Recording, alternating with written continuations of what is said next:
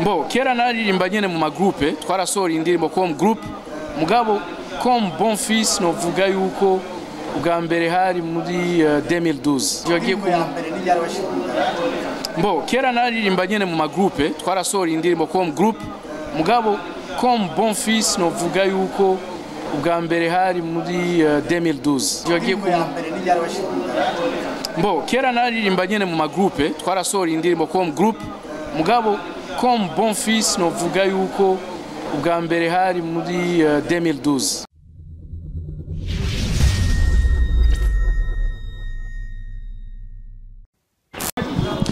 Bakunze ya Kini TV reka nongere ndabaramutse ndabahe mwiriwe nabwakiye bitewe n'abamurereye impande zine z'isi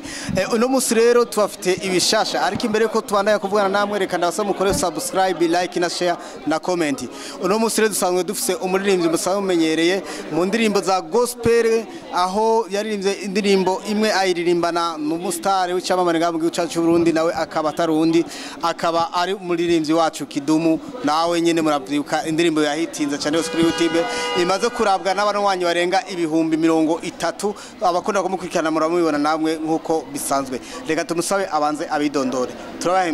mwiriwe murakoze cyane nitwa Bon Fils Nikiza n'abandu mu artiste wa gospel wo mu Burundi kandi nkabanezerewe cyane gose kuba ndi mu Burundi uyu munsi reka twibutse ariko baradukurikirana yuko mu kanya gaheze tuvuye kumutegera ku kibuga c'indege aho yaze anezerewe cyane gose aho yumvise akanyamuneza kadasanzwe Bon Fils ubundi watanguye muziki w'u Burundi ryari mu music ya gospel ryari bon je nakuriye muri église nakuze ndirimba muri église uhereye muri Sunday school école de dimanche canke chorale z'abana ama nakuze uko ama mu myaka rero tuvuge ndumu adolescent niyo naciye ntangura rero kubifataho sérieux go tuvuge nko mu myaka mfise nka 16-17 ans ego cyo gihe naba muri Kenya niyo naciye ntangura rero kubifata nk'umwuga ego kugeza ubu mbega nijyari wakiraga kiza ndumva ko wakuriye mu ishengero ko gukurira mu ishengero no kwakiraga kiza ikintu kiri difference mbega nijyari wakiraga kiza novuga yuko iyo engagement personnel nayifashe fisi imyaka 17 ego 16 niyo nabatizwa kana batirijwe muri Église Pentecôte yo kunahangwa hagi mugabo je nasengera mu Kamenge mugabo twabatirijwe kunahangwa ego mbega ko muri Pentecôte basangwe badakunda kwambara utwo tunombe ku maboko nta bantu bishaka gutirimbutsa abariko baradukurikirana mu busoro mu Pentecôte ariko bambaye udo kararasti ku maboko sha umva nta cyakirimwo kandi usomye na Bibiliya uraza kubona ahantu nyene abantu batanze ivyo bari bambaye nk'ibisharizo kugira babikoreshe mu kubaka ingoro y'umwami urumva rero nta cyakirimwo kandi Église Pentecôte ndayikunda yaratureze ni Église irera mugabo siyo nkisengera ubu mugabo ni Église yatureze kabisa yego mbega none mwobwira iki abantu bakunda keshi kuraba ku nyambaro y'utuntu runaka umuntu aba yashize ku mubiri cyaye ku muzu ugasanga birabatsitaza mu gakiza bo sinzi ça dépend agiye rero gutsitazwa ifo ko wibaza usitajwe niki kandi usitajwe kubera iki nimba usitaye kubera je nambaye tricot n'ututuntu urumva ingorane ziri kuri wewe si jewe so urumva sinzi je no bahanura gusaba riki kuza barasitazwa n'ubusa reka tugaruke no kumanura ihauremye zina mbega nijyari umuziki wawe mbere washitse kumugaragara ubwa mbere umuziki wanje wagiye mbo kera naririmba nyene mu magroupe twarasohora indirimbo comme groupe mugabo comme Bon Fils no vuga yuko ubwa mbere hari muri 2012 ibihumbi na 10 bo 2008 gato muri Israel mugabo ngaha mu Burundi no vuga yuko indirimbo zanje zatangiye kuvuzwa 2012 yego ndezari bwahitinge muri sho gihe zamwe oya urumva nakuriye hanze abantu ntibari banzi ibiki ibintu nk'ivyo so byaje boro niziye ntambamye yakunze guhura nazo muri gospel ni nyinshi ariho intambamye intambamye ni nyinshi ngo jewe ahanini nakoreye hanze y'igihugu tuvuge nko muri Kenya rero nk'umurundi canke umunyamahanga mu gihugu kitari gwawe kugira ushobore gupenetra ntivyoroshe so bisaba kwihangana kwinshi kwera abantu bashira imbere ivy'iwabo mu bisanzwe so novuga yuko iyo niyo ntambamye nahuye nayo muri Kenya ubwa mbere ngabo mu nyuma boro byagiye biraza ubu indirimbo zanje kabisa ndashima Imana ko bazivuza kandi ko bazerekana no ma televiziyo muri Kenya.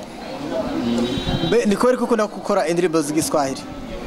kubera yuko kenshi nakuriye muri ivyo bihugu mwumva par exemple mfise n'izindi zo mu Giheburayo kubera ico gihe naba muri Israel nazikoze mu Giheburayo niziri kuri YouTube mugabo ngoma ndabukuru ndazisubiramwo kwanza ejo no igihe ejo tuzokora clip y'indirimbo imwe yo mu Giheburayo en fait nayanditse mu Giheburayo mugabo iri mu Giheburayo no mu Kirundi nace twashiye twishira no mu Kirundi tuzokora clip yayo so bivana n'ahantu ubuherereye par exemple tuvuge nk'ubu mba mu Bwongereza nk'ubu par exemple nshaka gutanga message ari sino itanga mu Kirundi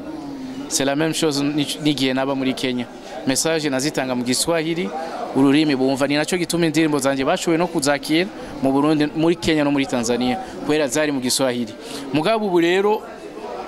ngomba nkora indirimbo nyinshi zo mu Kirundi kandi antuka ni kimwe mu bintu nyamukuru byanzanye yego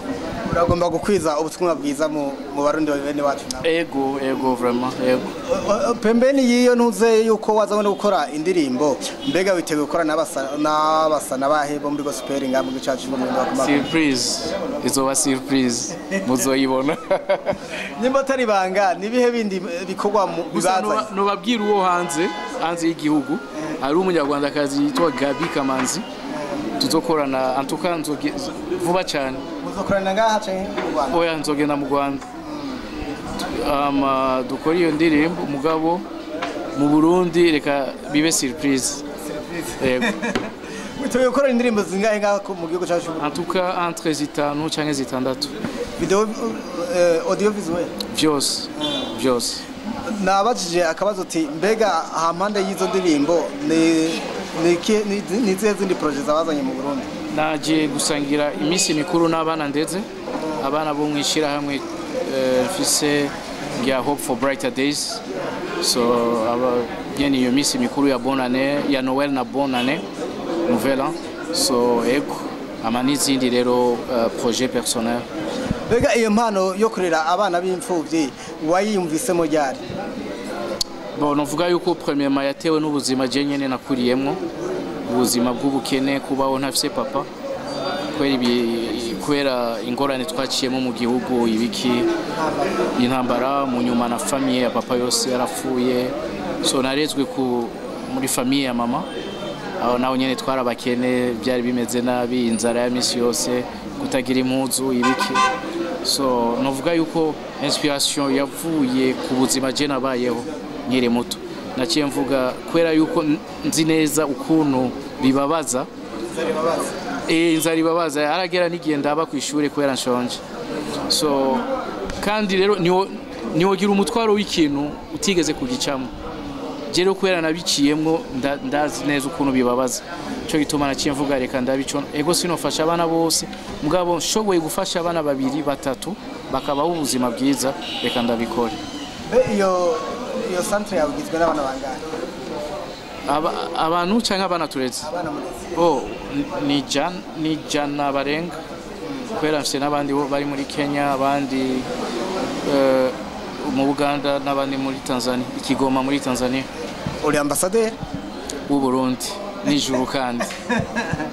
reka tugushimire rero ku kanya keza mwafashe ugushaka yangira ariko imbere ko turangiza reka ubwira bari ko aradukurikirana akajambo keza babaye mu buzima nawe waraciyemo nubwo utafashwe yo kudushimira intaye ndende ariko nuba ko intaye yawe ari ndende uwo ufata kanya akayidevelopa wosanga abantu boce barira